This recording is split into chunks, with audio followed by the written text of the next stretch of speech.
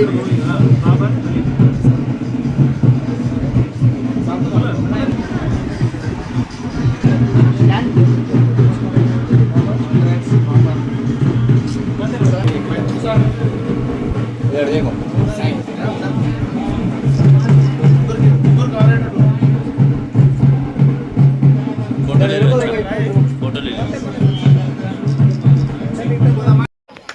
తెలంగాణ, కేసీఆర్ గారి నాయకత్వం, కేసీఆర్ గారి నాయకత్వం, కేటీఆర్ గారి నాయకత్వం.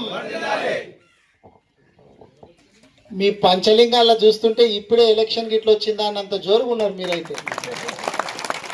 రేపో మాపో ఎలక్షన్లు ఉంటే చూడు అట్లున్నారు. చాలా సంతోషం.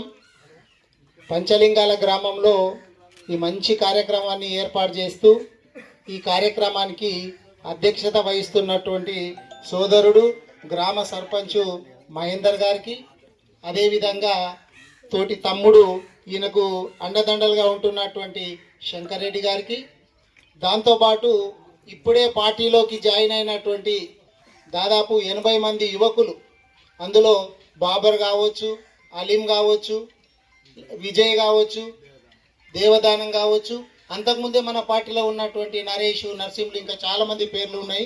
దయచేసి మన్నించాలి ఇంకెవరైనా పేర్లు చెప్పకపోతే.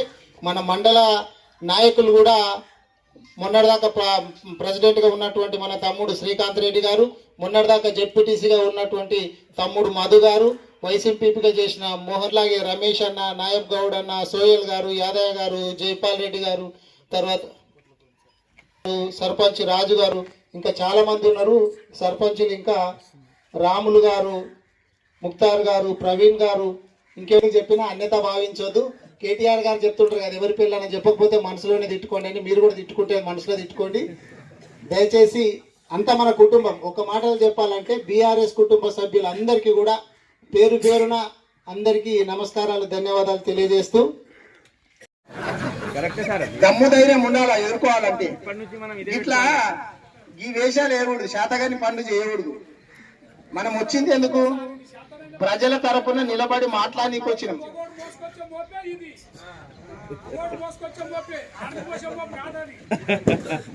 అయితే ఇంత మంచి పథకం తీసుకొస్తే ఎవడో ఓడు కేసేసిండంట.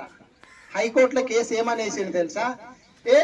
గట్లెట్లా పెడతారు పథకం, దానికి చట్టబద్ధత లేదు, అది అనవసరంగా ప్రభుత్వ ధనాన్ని అంతా వృధా చేస్తుండని చెప్పి ఎవడో కేసు వేస్తే కోర్టు గవర్నమెంట్ని పిలుస్తుంది కదా.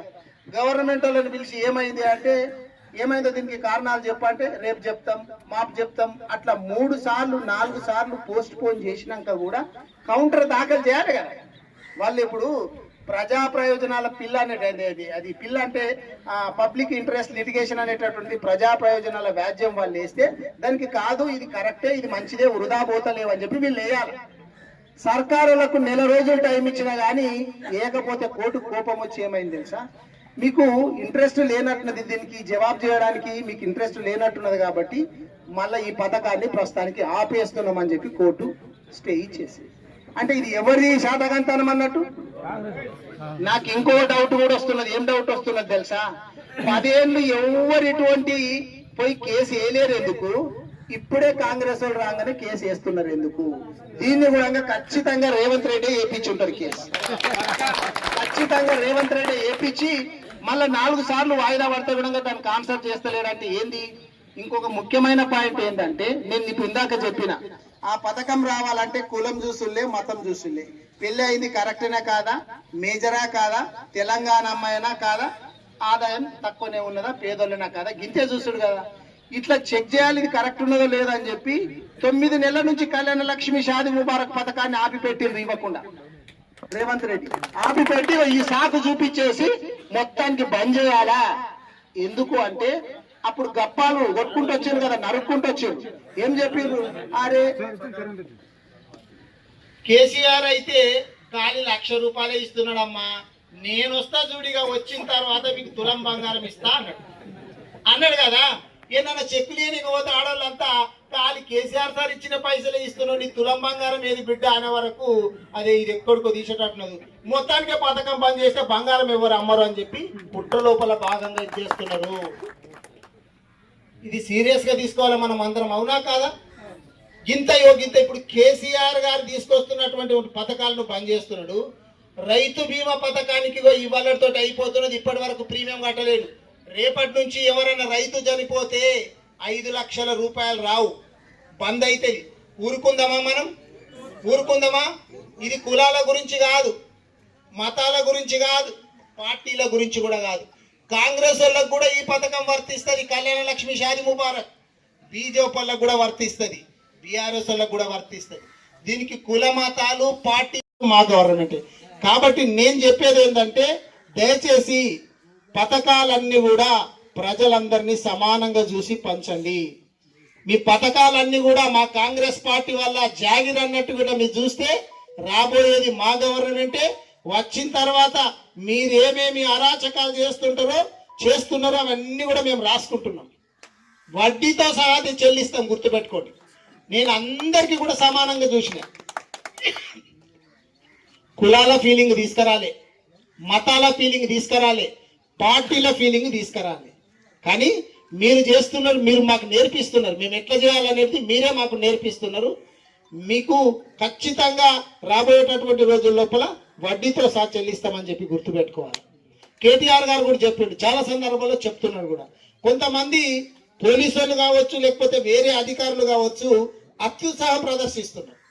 ఇక మేము కాంగ్రెస్ పార్టీ ఏజెంట్ల మన లెవెల్లో ప్రవర్తిస్తున్నారు. అందరిని అంటలే నేను, కొంతమంది నిబద్ధతతోటి పనిచేసేటటువంటి అధికారులు కూడా ఉన్నారు. ఎవరైతే కాంగ్రెస్ కండువా లేకున్నా కానీ కాంగ్రెస్ ఏజెంట్ లాగా ప్రవర్తిస్తుండో వాళ్ళకి చెప్తున్నా, రాబోయేటటువంటి రోజుల లోపల మీరు కూడా ఖచ్చితంగా ఇబ్బందుల పాలవుతారు. రాజకీయాలు మీకెందుకండి? రాజకీయాలు మేము రాజకీయ నాయకులం ఉన్నా మేము చేసుకుంటాం కదా, మీకెందుకు రాజకీయం? ఎవడో గొట్టంగాడు చెప్తే ఉంది ఆ అధికారమే శాశ్వతం అనుకుంటున్నారా? 2 ఏళ్ళు అయిపోతే ఎవడెవడో తెలియదు, మీకు ఏమవుతుందో తెలియదు. వాడు చెప్పిండని చెప్పి మా కార్యకర్తలను తీసుకుపోయి పోలీస్ స్టేషన్లో కూర్చోబెట్టి ఇష్టం వచ్చినటువంటి కథలు చేస్తే మాత్రం మీరు ఎక్కడ పోయినా కానీ మీ తెలంగాణ రాష్ట్రంలోనే ఉంటారు. గుర్తుపెట్టుకోండి, తెలంగాణ రాష్ట్రం వదిలేసిపోదు, తెలంగాణ రాష్ట్రంలోనే ఉంటారు. రాబోయేటటువంటి రోజుల లోపల తెలంగాణ రాష్ట్రంలో ఏ మూలకున కానీ గుంజుకొచ్చేటటువంటి బాధ్యత మేము తీసుకుంటాం. మీరు రిటైర్ అయినా కానీ వదిలిపెట్టాం. రిటైర్ అయినా కానీ ఏ ఆఫీసర్ అయితే కావాలని మా బీఆర్ఎస్ కార్యకర్తలను సతాయిస్తున్నాడో మీ అందరికీ కూడా మీకు ఎట్లా అర్థమయ్యేటట్టు చెప్పాలో చెప్పే బాధ్యత మేము తీసుకుంటామని చెప్పి మీ అందరికీ తెలియజేసుకుంటూ, మంచి కార్యక్రమం ఏర్పాటు చేసిండు. రాబోయేటటువంటి రోజుల లోపల మన గవర్నమెంట్ వస్తుంది. మహేందర్, నువ్వు భయపడద్దు, మీరందరూ కూడా గట్టిగా ఉండండి. ఈ రోజు పార్టీలో చేరినటువంటి ప్రతి ఒక్కరికి కూడా నేను మళ్ళీ చెప్తున్నా, రాబోయేది మన గవర్నమెంటు. మీరు గట్టిగా ఉండండి, మీకు మేము అండగా ఉంటాము. ఇక్కడనే కాదు, పక్క గ్రామాలలో మండల లోపల కూడా మండల స్థాయి నాయకులను కూడా నేను కోరేది ఏంటంటే, అక్కడక్కడ మన కార్యకర్తలను కొంతమంది ఇబ్బంది పెడుతుండట. మీరందరూ కూడా వాళ్ళకి అండగా ఉండండి. మీకు కావాల్సినప్పుడు, మీకు ఎప్పుడు కావాలంటే అప్పుడు నేను కూడా వస్తా. నాతోటి కూడా కాకపోతే సబితమ్మ ఉంటుంది, అట్లాగే కేటీఆర్ గారు ఉంటారు. కాబట్టి మీరు దయచేసి ఎవ్వరికి భయపడాల్సినటువంటి పని లేదు. మీరు కూడా గ్రామాలకు పోవాలా, మన కార్యకర్తలతో కూర్చోవాలా, మాట్లాడాలా. ఎక్కడెక్కడైతే కొంచెం సమన్వయ లోపం ఉందో ఎక్కడైనా ఉంటే దాన్ని కూడా సరిచేసేటటువంటి బాధ్యత మీరు తీసుకోవాలని చెప్పి పేరున తెలియజేసుకుంటూ, మంచి కార్యక్రమం ఏర్పాటు చేసినందుకు సర్పంచ్ గారికి, వాళ్ళ బృందానికి అందరికీ కూడా పేరున అభినందనలు, ధన్యవాదాలు తెలియజేసుకుంటూ నేను సెలవు తీసుకుంటూ, పార్టీలోకి చేరికలు ఉన్నాయంటే ప్రతిపక్షాల నుంచి అధికార పక్షంలోకి ఉంటాయి. కానీ మీరు మొన్న చూసి ఉంటారు, కోట్పల్లి నుంచి కూడా ఒక సర్పంచ్, బీరేలకు సంబంధించినటువంటి సర్పంచ్ అధికార పక్షాన్ని వదిలేసి మన బీఆర్ఎస్ పార్టీలో చేరాడు. ఇంకా 2 ఏళ్ళు ఉంది, ఇంకా 2 ఏళ్ళు ఉండంగా కూడా మన బీఆర్ఎస్ పార్టీలో చేరిండు. ఇప్పుడు ఇక్కడ కూడా యువకులు 80 మంది మన పార్టీలో చేరుతున్నారంటే మన పార్టీ మీద ఎంత నమ్మకం ఉన్నదనే దానికి ఇది ఒక నిదర్శనం.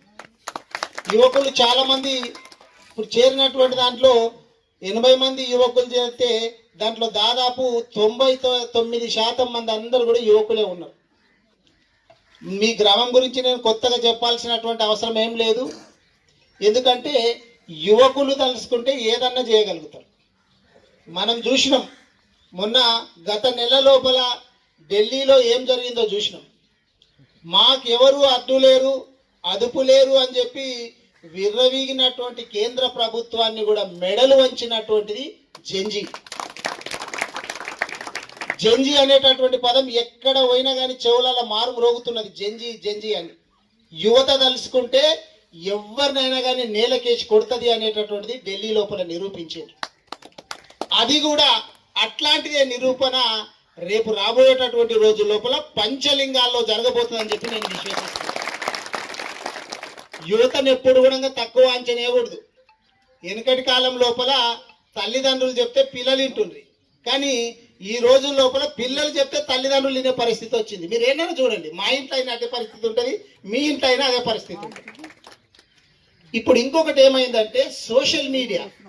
ఒక కార్యక్రమం జరిగింది అంటే మొత్తం ప్రపంచం మొత్తంలో ఒక్క నిమిషం లోపల మొత్తం ప్రపంచం తెలిసిపోతుంది. ఒక్క నిమిషంలో ఏం జరుగుతుంది అనేటటువంటి. ఎవరి చేతిలో చూసినా కానీ సెల్ ఫోన్ ఉంటుంది. ఇందాక తమ్ముడు శ్రీకాంత్ చెప్పినట్టు సోషల్ మీడియా లోపల కొంచెం అవతల పార్టీ వాళ్ళు మనల్ని విమర్శిస్తున్నారంటే మనం ఇప్పుడు చూసినాం. మొన్న నేను కాలేజీకి పోయినా, వికారాబాద్లో జూనియర్ కాలేజీకి, మీరు అందరు చూసి ఉంటారు. మార్కెట్కు పోయినా, అట్లాగే అక్కడ మొత్తం చాలా మంది ప్రొహిబిటెడ్ లిస్ట్లో పడ్డాయంటే కలెక్టరేట్కి పోయినా. ఇవన్నీ మనమేమో ఫీల్డ్లో ఉండి మనం పని చేస్తుంటే ఇంట్లో బాత్రూంలో కూర్చొని మెసేజ్లు పెడుతున్నాడు అవతలోడు. పని శాత కాదు, ఫీల్డ్కి రారు, ఫీల్డ్కి వస్తలేరు. ఫీల్డ్కి వస్తే ప్రజలు ఎట్లా ఉంటుందో, మొన్నటికి మొన్న పాపం మంచి పేరుండే ఒకప్పుడు కోదండరామ్ గారి పరిస్థితి ఏమైందో మీరు చూసిండ్రా? మొన్న నిరుద్యోగులు ఎట్లా ఉరికిచ్చిండ్రా చూసిండ్రా? రేపు రాబోయేటటువంటి రోజుల లోపల కాంగ్రెస్ ప్రతి నాయకుడు పరిస్థితి గట్ల అవుతుంది. గ్రామాలలో తిరగాలంటే గోషి ఉంటే గోషి వాడుకొని పని చేయండి, ప్యాంట్ ఉంటే ప్యాంట్ ఎక్కించుకొని ఉరికే పరిస్థితి వస్తుంది కాంగ్రెస్ వాళ్ళది. గుర్తుపెట్టుకోవాలి. ఎందుకంటే ఏ వర్గం ఉంది సంతోషంగా? ఒక్క వర్గం చెప్పండి, ఈ ఫలానా వర్గం సంతోషంగా ఉంది అని చెప్పండి. వేరే రాష్ట్ర రాజకీయాలు పక్కకెడితే మన వికారాబాద్ నియోజకవర్గమే తీసుకుంటే, గీడ ఇప్పుడు బంటారం మండల్లో ఇది వికారాబాద్ నియోజకవర్గం అంటే గౌరవ స్పీకర్ గారికి సంబంధించినటువంటి నియోజకవర్గం. జిల్లా తీసుకుంటేనేమో గౌరవ ముఖ్యమంత్రి గారికి సంబంధించినటువంటి జిల్లా. యూరియా దొరుకుతున్నదేనా? యూరియా ఉన్నదా ఏనా? అందరు వ్యవసాయం చేసుకునేటోళ్ళే ఉన్నారు. ఇక్కడ షాపుల ముందల లైన్లు కనబడతాయి, లేకపోతే చెప్పులు కనబడతాయి అని చెప్పి దీంతో ఇందాక అశోక్ అన్న చెప్పినట్టు ఒక రెండు మంచి పనులు ఏం జరిగినాయి తెలుసా? చాలా మందికి తెలియదు. అమ్మాయి పెళ్లి చేయాలంటే తల్లిదండ్రులకు అప్పు అవుతుండే, ఆ అప్పు భారం తగ్గించిండు. పెళ్లి ఏదో చేయాలి కదా తిప్పలవాడని చెప్పి ఎప్పుడో ఒకసారి డబ్బున చేసేయాలి పెళ్లి అని చెప్పి 13 ఏళ్ళు 14 ఏళ్ళకు కూడా పెళ్లి అవుతుండే, బాల్య వివాహాలు అవుతుండే. వాళ్ళే ఒక పిల్ల సంకన పిల్లని ఎత్తుకొని వస్తుంటుండే. మేము చాలా మందిని చూసినాం హాస్పిటల్లో ఉన్నప్పుడు. కాబట్టి ఈ పథకంలో కేసీఆర్ గారు ఏం చేసిండంటే అమ్మాయికి 18 సంవత్సరాలు నిండితేనే ఈ పథకం వర్తింపజేస్తాము, లేకపోతే వర్తించేటట్టు చెయ్యము అని చెప్పి గింత క్లియర్గా చెప్పుకోవచ్చు. అయితే దీంతో ఏమైంది? బాల్య వివాహాలు తగ్గినాయి, తల్లిదండ్రుల మీద భారం తగ్గింది. నేను చాలా చోట్ల చూసిన, ఎంతో మందిని చూసిన. ఒక్కొక్కసారి కాన్పు 3వ కాన్పు 4వ కాన్పు అవుతుంటే ఎన్నో కాన్పు అమ్మ మొత్తం 3, 4 ఇట్లా పోయికుంటూ పోతుంది. ఎందుకంటే అమ్మాయిలు అంటే ఇష్టం ఉండదు. ఇప్పటికి మన సమాజం ఒక దరిద్రమైనటువంటి ఒక భావనతోటి ఏమున్నదంటే అమ్మాయిలు అంటే తక్కువ అనేటటువంటి భావన ఉంది. అది మంచిది కాదు. అయితే అమ్మాయి ఉన్నదంటే ఎంతో మంది, చాలా మంది రేపు పెళ్లి చేయాలంటే కష్టమవుతుంది అని చెప్పి కడుపులోనే చంపుకున్నటువంటి తల్లిదండ్రులు ఉన్నారు. మనందరికి చాలా మందికి మన వెనకటి కాలంలో చూసినాం. కానీ కేసీఆర్ సార్ ఎప్పుడైతే ఈ కళ్యాణ లక్ష్మి పథకం పెట్టిండో, అరే మా బిడ్డ కూడా పెళ్లి చేయాలంటే మేనమామ లాగా కేసీఆర్ గారు ఉన్నారు అనేటటువంటి ఒక ధీమా వచ్చింది. అయితే 10 ఏళ్ళు మంచిగా నడుచుకుంటూ వచ్చింది కదా పథకం. మనం అంతా చేసినాక దీనికి ఏం కావాలి చెప్పు? పథకం వేయాలన్నా లేదంటే కులం చూసులేదు, మతం చూసులేదు, పేదోడా కాదా, తెల్ల రేషన్ కార్డు, మేజరా కాదా అమ్మాయి, దాన్ని సర్టిఫికేట్ పెడతారు కదా, ఎంత వయసు సర్టిఫికేట్, చదువుకున్న సర్టిఫికేట్ ఏదో ఒకటి పెడతారు. కరెక్ట్ ఇక్కడ వాళ్ళేనా కాదా, మన తెలంగాణ వాళ్ళేనా కాదా, ఆధార్ కార్డు పెడతారు. ఇవన్నీ పెట్టిన తర్వాత మరి మ్యారేజ్ అయ్యింది కరెక్టేనా కాదనేది ఈ 3-4 సర్టిఫికెట్లు ఉంటే సాగిపోతుంది. కానీ రేవంత్ రెడ్డి గారు ఏం చేస్తున్నారంట తెలుసా? అప్లై చేసుకున్న వాళ్ళందరినీ చెక్ చేయాలా తెలుసా? మన అన్నదమ్ములందరూ, మన వ్యవసాయం చేసుకునేటటువంటి వ్యవసాయ సోదరులందరూ షాపు దగ్గర ఇలబడితే, లేకపోతే వాళ్ళకి ఎండ కొడుతున్నదని చెప్పి లైన్లో చెప్పులు పెడితే జనాలకి ఇది కనబడుతుంది, యూరియా లేదని బయటికి తెలుస్తుంది, మా ఇజ్జత్ పోతుంది. అందుకని చెప్పి యాప్ పెట్టిండ్రు. యాప్ తోటి ఎట్లున్నది నువ్వు చూడు, ఏ యాప్ చూసినా, ఏ షాపులో చూసినా నీళ్ళు, ఎక్కడ చూసినా నీళ్ళు. ఏదన్నా షాప్కి వచ్చిందంటే 10 నిమిషాలలో మాయం. ఎక్కడ పోతుందో తెలియదు, ఎక్కడ పోతుందో తెలియదు తెలుసా? ఇట్లా పైరవీలు చేస్తున్నటువంటి ప్రభుత్వం ఏదన్నా ఉంది అంటే ఇది కాంగ్రెస్ ప్రభుత్వం. మనము కేసీఆర్ గారు ఉన్నప్పుడు ఎట్లుండే? కేసీఆర్ గారు ఉన్నప్పుడు ఆటోకి ఫోన్ చేసి, అరే నాకు 2 సంచులు కావాలి, మా శనికాడ వేసిపోయే, లేకపోతే మా ఇంటికాడ వేసిపో, నీకు పైసలు ఇస్తా అంటే ఆటో వాడు తీసుకొచ్చి మన ఇంటికాడ వేస్తుండేనా లేదా? కానీ ఇప్పుడు ఏమైంది? ఇప్పుడు పరిస్థితి ఏమైంది? వేసుకొచ్చేటువంటి ఆటో పరిస్థితి కూడా ఆగమైపోయింది. మన పరిస్థితే కాదు, తీసుకొచ్చేటటువంటి ఆటో అని పరిస్థితి కూడా ఆగమైపోయింది. యూరియా లేదు, ఆటో పరిస్థితి ఆగమైపోయింది. మరి ఏం చేస్తున్నారు? ఎవరు చేస్తున్నారు? మొన్నటికి మొన్న చూసిన బంటారం మండలం అంట, పరిగి అంట, యాలాల, పూడూర్ల నకిలీ డిఏపి అంట. నకిలీ డిఏపి వికారాబాద్ జిల్లాలో దొరుకుతుందంటే ఇక్కడ గౌరవ ముఖ్యమంత్రి గారి జిల్లా, గౌరవ స్పీకర్ గారి నియోజకవర్గం ఏం చేస్తున్నట్టు? డిఏపి నకిలీ అమ్ముతున్నారంటే మీరు ఏం పరిపాలన చేస్తున్నట్టు చెప్పండి? ఏం చేసిందంట? ఎవరిని పట్టుకున్నారంట? డీలర్ను పట్టుకున్నాడంట, తీసుకొచ్చేటువంటి ఎవరినో పట్టుకున్నాడంట. మరి తయారు చేస్తున్నది ఎక్కడ? ఉత్పత్తి అంతా చేసింది నకిలీదంతా ఎక్కడుంది? ఆ దొంగలను పట్టుకునికే మీకు శాతనైతే లేదా? ఇది చేయనికే శాతనైతే లేదా? వ్యవసాయదారులు అంతా కూడా నెత్తికి చేతులు పెట్టుకొని కూర్చున్నారు తెలుసా? ఇప్పుడు మీకు చాలా మందికి తెలియని విషయం ఇంకొకటి ఉన్నది. ఈ రోజుతోటి రైతు బీమా అనేటటువంటి పథకం ఉండే కదా, దానికి కట్టవలసినటువంటి ప్రీమియం ఈ రోజుతోటి అయిపోతుంది. వీళ్ళు రెన్యువల్ చేస్తలేదు, కాంగ్రెస్ ప్రభుత్వం రెన్యువల్ చేస్తలేదు రైతు బీమాకు సంబంధించినటువంటిది. కేసీఆర్ గారు ప్రతిష్టాత్మకంగా తీసుకొచ్చినటువంటి రైతు బీమా, 1 గుంట భూమి ఉన్నా కానీ, 1 గుంట భూమి ఉంటే కూడా ఏం కారణం చేత రైతు చనిపోయినా కానీ వాళ్ళ ఖాతా లోపల 10 రోజుల లోపల 5 లక్షల రూపాయలు పడుతుండేనా? ఇప్పుడు మనం ఎల్ఐసికి సంబంధించింది, మనము సంవత్సరం ప్రీమియం కడితేనే మనకు ఏమన్నా కారణం చేత ఇదైతే మనకు డబ్బులు వస్తాయి. కానీ మన తరపున ఎవరు కడుతున్నారో తెలుసా? ఇన్ని రోజులు కేసీఆర్ గారు మన తరపు లోపల అందరికీ ఈ ఇన్సూరెన్స్ కు సంబంధించినటువంటి బీమాకు సంబంధించింది కేసీఆర్ గారు కట్టుకుంటూ వచ్చిండు రైతుల తరపున ప్రభుత్వం నుంచి. వీళ్ళు ఏం చేసిండ్రు తెలుసా? ఈ రోజుతోటి ఆ బీమా ప్రీమియం అయిపోతే రెన్యువల్ చేస్తలేరు. మనం ఇందాక అశోక్ అన్న చెప్పిండు, నిన్న మొన్న మనం చూసినాం. ఎంత దౌర్భాగ్యమైన పరిస్థితి అంటే కళ్యాణ లక్ష్మి షాదీ ముబారక్ పథకాన్ని కూడా ఆపేస్తుందట. ఇది బాగా వినాలి అందరూ కూడా. మన ఇళ్ళల్లో, మన అక్క చెల్లెళ్ళకు, మన బంధువుల ఇళ్లలో, మన దోస్తుల ఇళ్లలో చాలా మందికి కళ్యాణ లక్ష్మి పథకాలు వచ్చి ఉంటాయి. కులాలకు సంబంధం లేదు, మతాలకు సంబంధం లేదు. కళ్యాణ లక్ష్మి షాదీ ముబారకు ఏ కులం వాళ్ళైనా, ఏ మతం వారైనా వచ్చేటట్టు చేశారు. ఇది చాలా మందికి తెలియని విషయం ఏంటంటే, ఇది ఎట్లా స్టార్ట్ అయింది చాలా మందికి తెలియదు. ఇది బాగా వినాల. కేసీఆర్ సార్ ఉద్యమం చేసేటప్పుడు ఒక తండా కోతే, ఆ తండా లోపల పెళ్లి పెట్టుకున్నటువంటి గుడిసె కాలిపోతే, పిల్లకు పెళ్లి చేయాల్సినటువంటి డబ్బులు 50,000 కాలిపోతే, గుడిసెతో పాటు కాలిపోతే, ఆ తండ్రి ఏడ్చుకుంటూ కూర్చుంటే, అప్పుడు చెల్లించినటువంటి అప్పటి కేసీఆర్ గారు, ఉద్యమ సమయంలో ఉన్నటువంటి కేసీఆర్ గారు ముఖ్యమంత్రి గారు అయిన తర్వాత ఎంత కష్టం ఉంటుంది పెళ్లి చేయాలంటే అమ్మాయిలకు అని చెప్పి ఆలోచన చేసి ముందు ఎస్సీ ఎస్టీలకు షురూ చేసింది ఈ పథకాన్ని. ఫస్ట్ అందరికి చేయలే, మరి ఎంత భారం పడుతుందో తెలియదు కదా. ఎస్సీ ఎస్టీలకు షురూ చేద్దామని చెప్పి 51,000 అమ్మాయి పెళ్లి అయితే అమ్మాయి తల్లిదండ్రుల అకౌంట్ లేనికి షురూ చేసిండ్రు. తర్వాత ఆలోచన చేసిండ్రు, అరే ఎస్సీ ఎస్టీలో ఏంది, బీసీలల్లా మైనారిటీలల్లో కూడా పేదవాళ్ళు ఉంటారు కదా, అగ్రవర్ణాలలో కూడా పేదవాళ్ళు ఉంటారు కదా, పేదవాళ్ళు ఎవరైనా కానీ వేద్దామని చెప్పి ఎస్సీ ఎస్టీలతో పాటు బీసీలను, మైనారిటీలను, అగ్రవర్ణాలలో ఉండేటటువంటి అంటే ఓసీలలో ఉండేటటువంటి పేదవాళ్ళకు కూడా ఆ పథకాన్ని అమలు చేసుకుంటూ వచ్చిండు. 50 బిడ్డ మీరు కళ్యాణ లక్ష్మి షాది ముబారక్ ఎట్లా ఆపేస్తారు, రైతు బీమా 5 లక్షల పథకాన్ని ఎట్లా ఆపేస్తారు అని చెప్పి మీరు అందరూ నిలదీయాల్సినటువంటి బాధ్యత ఉంది.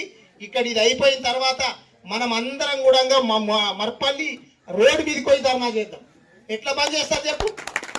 మీ అయ్యే జాగిరా కేసీఆర్ గారు పెట్టింది మంచి ఉద్దేశంతో పెట్టిండు, కరెక్టేనా కాదా? కళ్యాణ లక్ష్మి బంద్ అవుతున్నది, 5 లక్షల రూపాయలు బంద్ అవుతున్నాయి అంటే రైతు బీమా కింద ఎంత ఘోరం చెప్పు. కాబట్టి దయచేసి మీ అందరినీ కోరేది ఏంటంటే ఒక పథకం కాదు, పెట్టిన పథకాలు లేవు. రేవంత్ రెడ్డి అనే దానికంటే కోతల రెడ్డి అంటే సరిపోతుంది. ఈయనకు అన్ని కోసేసుడే. రేవంత్ రెడ్డి కాదు, మొత్తం కోసుడే. నువ్వు ఇట్లా కోసుకుంటే పోతే జనాలు ఎప్పుడు కూడా నీకు కూడా కోసి కారం పెడతారు. ఏం చేస్తారు మరి? కాబట్టి మీరు అందరు ఆలోచన చేయాల్సింది ఏంటంటే ఎలక్షన్స్ అప్పుడు రాజకీయాలు చేస్తాం, కానీ ఈ పథకాలను బంద్ చేసుడేంది? అన్ని వర్గాలకు ఉపయోగపడేటటువంటి ఈ పథకాలను బంద్ చేసుడేంది? కళ్యాణ లక్ష్మి బంద్ చేస్తుండు, షాది ముబారక్ బంద్ చేస్తుండు, రైతు బీమా బంద్ చేస్తున్నాడు, రైతు బంధు కూడా బంద్ చేస్తాడు. మీరు గుర్తుపెట్టుకోండి. కేసీఆర్ సార్ మంచిగా చెప్పిండు, విన్నామా మనం? ఇన్లే కేసీఆర్ సార్